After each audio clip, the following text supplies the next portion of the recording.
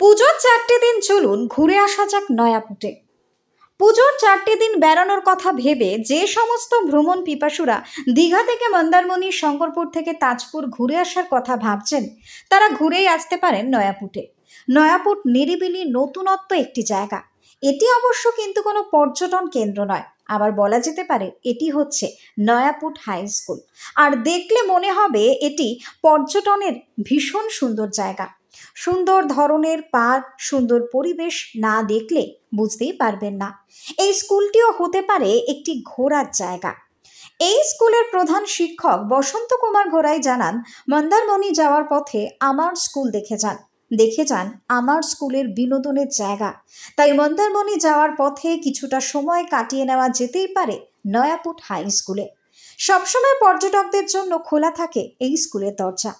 চলুন তাহলে আর দেরি না করে পুজোর 4টে দিন একটু ঘুরেই আসা যাক সুন্দর নিরিবিলি পরিবেশে নয়াপুট স্কুলে।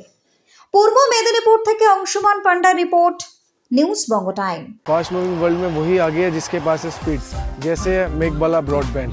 सही स्पीड, सही पहचान।